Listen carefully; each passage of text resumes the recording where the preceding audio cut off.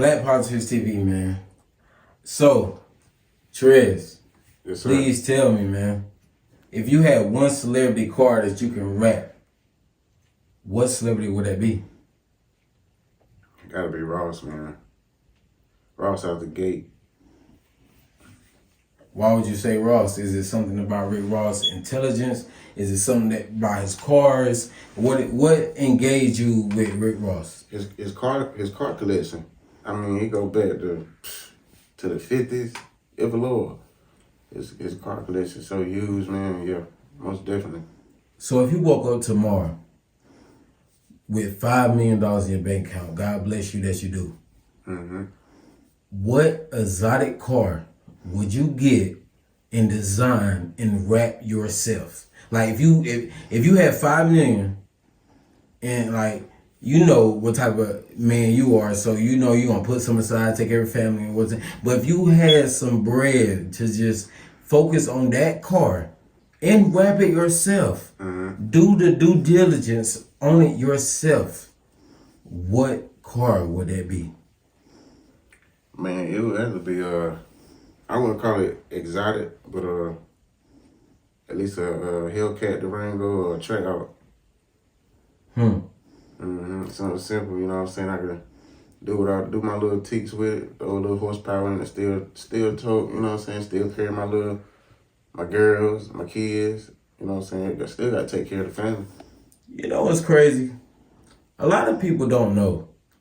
They even know that you're Campbell Creationz and you have this thing going on. I'm gonna call it a thing because you're a man of many hats. You're a man of many hats. So I'm gonna just say Campbell Creationz is just a thing, just a fling of yours. Can you tell us more about you being a barber? Yeah, man. I've been cutting hair since going on about 12 years now. But that's the difference between Campbell Creationz and you know what I'm saying, my barber. Me being a barber, I built a passion for cutting hair and just hair in general. I didn't grow up wanting to be a barber. It just, you know what I'm saying, God blessed me with that. But it's always been in cars, so I had to put that on hold. I had to do what I had to do. So I built that passion. I actually sat down. I ain't know how to cut hair for nothing. You know what I'm saying? I ain't know the difference. No haircut, you know what I'm saying, styles and nothing. So I had to learn everything. So I did it, and I'm swift with them. I'm master to my ability, you know what I'm saying? As far as I want to go with it, I'm going to do what it do. I'm making sure anybody can sit down in my chair. I don't care what color he is, black, brown, purple, pink, and we'll make it happen. Straight hair, coarse hair, it don't matter, man. So, to me, also, again, I'm going to say, you're a man of many hats. Give us one of those hats that people don't know. Because we already know you're a plumber. We already know you can fix cars. We already know that you cut hair.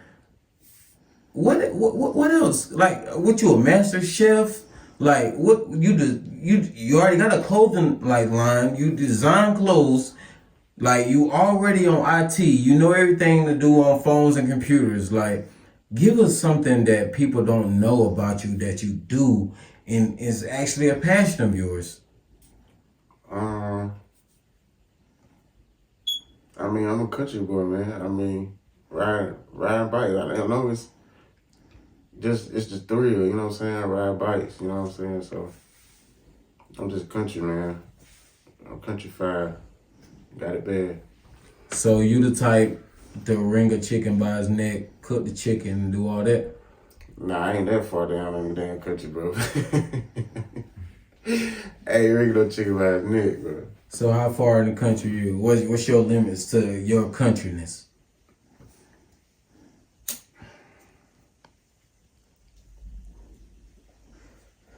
I don't know, man. I mean, you know the difference. So man, we about to just take it everywhere, man. What's your favorite fruit? I got a lot of them, man. I love my fruits.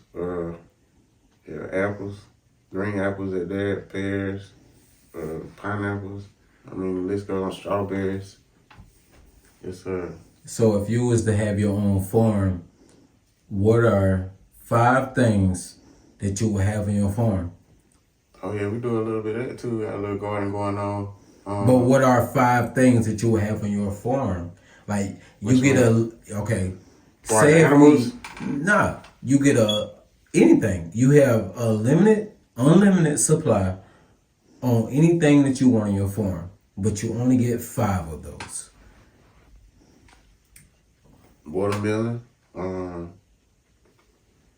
cucumbers, tomatoes. Ooh, excuse me. Lettuce for sure. I mean, that should sell it right there. What's that for? That's 4. You got one more. Let me see. And peppers. You gotta have them green and red peppers. So you wouldn't have any meat on your farm?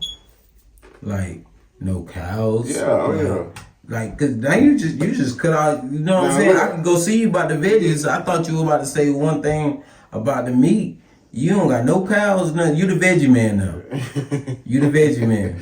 Yeah, I'm just going down that lane, man. I'm trying to cut back from the meat, really. You know what I'm saying? So you a vegetarian? No, not necessarily. Ain't made it. Pescatarian? Cause I still eat chicken now. I bust some chicken down.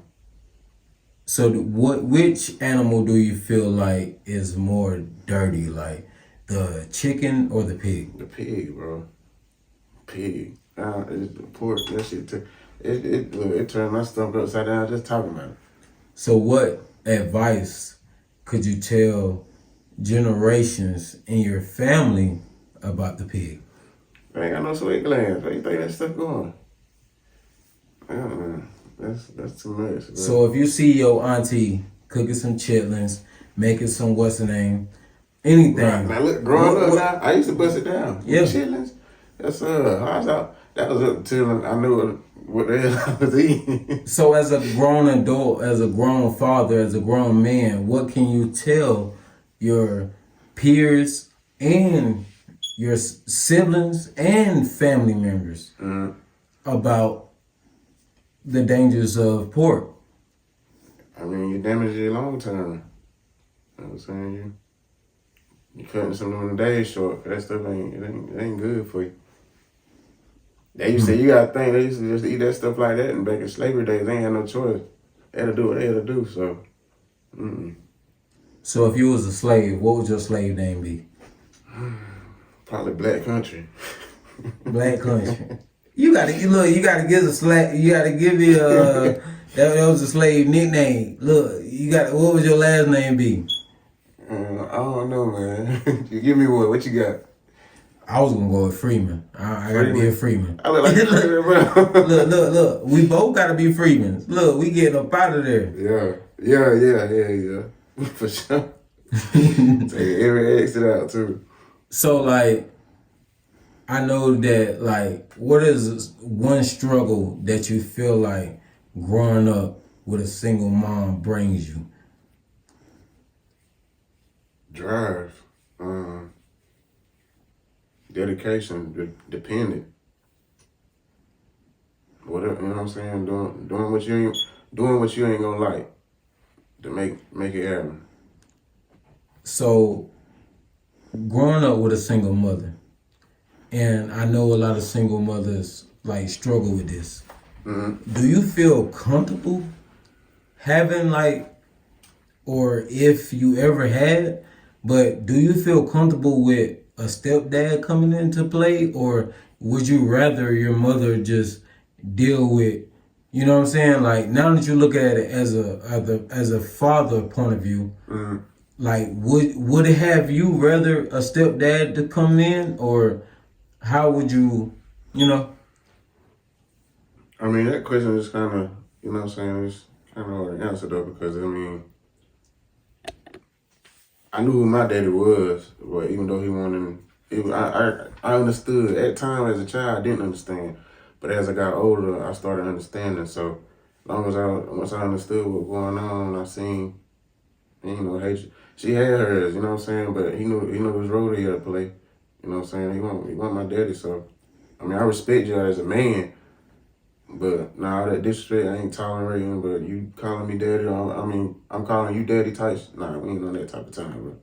But why wouldn't?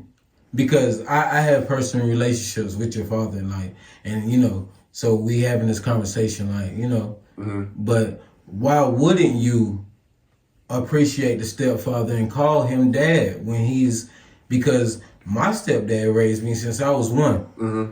And I didn't call him dad till he bought me a BB gun when I was like 11 or 12. But he was in my life since I was 1. And I appreciated him when I was 12, buying me a BB gun. Right. But why wouldn't you call the stepdad dad if he's the one Because my putting in time with you Yeah. while achieving the female?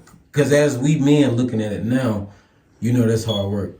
Yeah, you're right. I respect. I mean, my dad, he owed his respect there with me.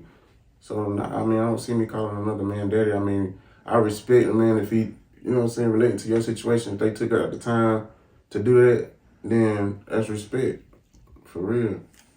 So I know your dad as a man, Mm-hmm. and I know he's a respectful man and a respected man. So tell me about your relationship with your dad, because let's start from the old school stories into the new reformed person that your dad became. Yeah, I mean, I can only tell you as much as what I was told for back in the day. But I heard he didn't play no games back then. Oh, if you got the answer, you good, man.